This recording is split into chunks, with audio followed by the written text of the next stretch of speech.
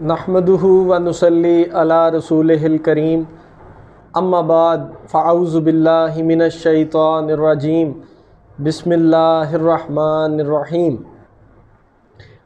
طاؤس کی حقیقت کے لیے دوسری نشست میں خوش آمدید۔ سب سے پہلی نشست میں ہم نے طاؤس کی حقیقت کے بارے میں جن چیزوں کا مطالعہ کیا ان کو میں ایک دفعہ آپ کے سامنے پیش کرتا ہوں۔ سورۃ النساء آیت نمبر 79 اور سورۃ الزخرف آیت نمبر 36۔ لاسٹ نشست میں ہم نے ان دونوں آیات مبارکہ کا مطالعہ کیا تھا، جس کا لب لباب کچھ یوں تھا کہ پوری کائنات میں اللہ تبارک و تعالیٰ کی ذات نے صرف دو ہی طاقتیں بنائی ہیں، ایک رحمان کی اور ایک شیطان کی، اور شیطان کو جو طاقت دی گئی تھی وہ در حقیقت اللہ تبارک و تعالیٰ کی ذات کی ہی عطا کردہ ہے۔ لہٰذا رحمانی طاقت انسان کے اندر فطرتی طور پر موجود ہے، کیونکہ انسان کو بنانے والی ذات اللہ تبارک و تعالیٰ ہی کی ذات ہے۔ اسی لیے اللہ تبارک و تعالیٰ کی ذات طاؤس کے ذریعے ہمیں یہ بات سمجھانے کی کوشش کر رہی ہے کہ جب تک آپ شیطان مردود سے پناہ میں نہیں آئیں گے تب تک آپ رحمانی طاقت تک جو ہے وہ نہیں پہنچ سکتے۔ تو یہ ناظرین پہلی نشست کے اندر ہم نے طاؤس کی حقیقت کو کھولنے کا جو ہے وہ تھوڑا سا مطالعہ کیا تھا، اس کو دیکھا تھا۔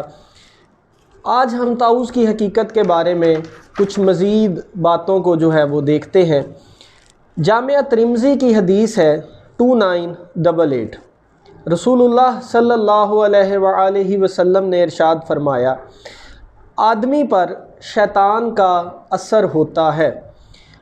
اور آدمی پر فرشتے کا بھی اثر ہوتا ہے۔ شیطان کا اثر یہ ہے کہ انسان سے برائی کا وعدہ کرتا ہے اور حق کو جھٹلاتا ہے، اور فرشتے کا اثر یہ ہے کہ وہ خیر کا وعدہ کرتا ہے اور حق کی تصدیق کرتا ہے، اور جو شخص یہ پائے اس پر اللہ کا شکر ادا کرے، اور جو دوسرا اثر پائے یعنی شیطان کا تو شیطان سے اللہ کی پناہ حاصل کرے۔ اگر انسان کسی کام کو کرتے وقت اپنے ذہن میں آنے والے خیالات کا مشاہدہ کرے تو وہ بخوبی غور کر سکتا ہے کہ ایک خیال اس کی مثبت سوچ کی عکاسی کرتا ہے اور دوسرا خیال اس کی منفی سوچ کی عکاسی کرتا ہے۔ ایسا خیال جو انسان کو رحمان کی طرف لے جائے وہ در حقیقت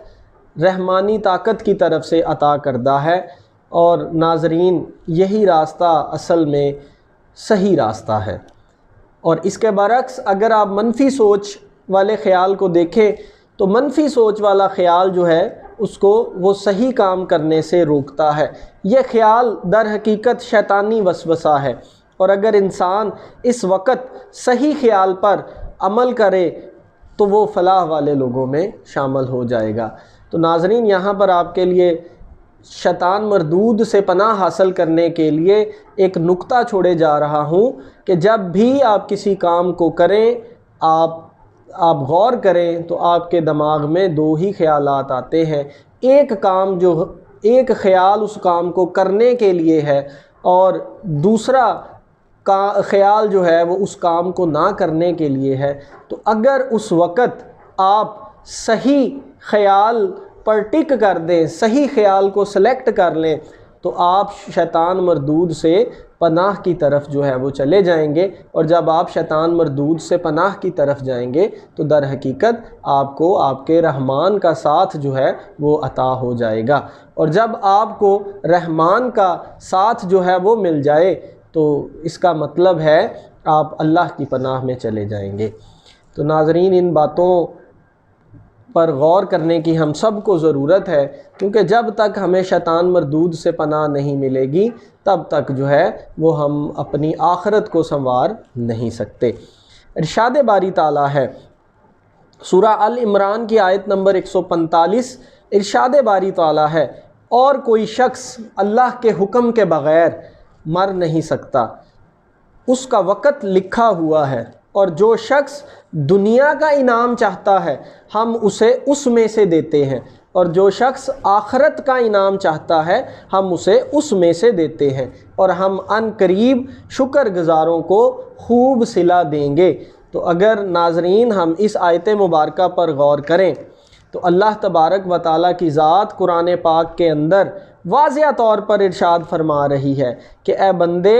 اگر تو دنیا کا انعام چاہتا ہے تو ہم تجھے دنیا کا انعام عطا کر دیں گے، اگر تو آخرت کا انعام چاہتا ہے تو ہم تجھے آخرت کا انعام